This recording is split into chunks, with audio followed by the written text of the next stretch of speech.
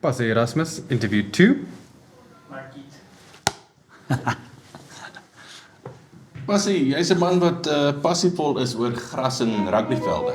Yes, mens kan sê my tweede naam is Grassie, Passie Erasmus.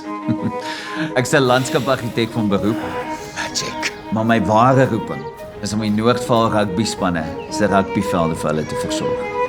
Crouch. Bind. Set!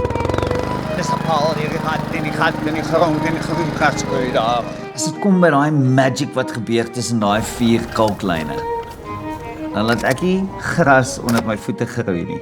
Ek sny dit. Ek trim dit, proe dit. 30 mm van eksie perfeksie.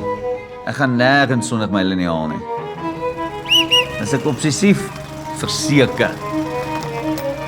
Die gras lyk altyd groener aan die ander kant, wel so sê hulle, né? Weet jy hoekom? Want hulle kyk na my gras. Wees wakker!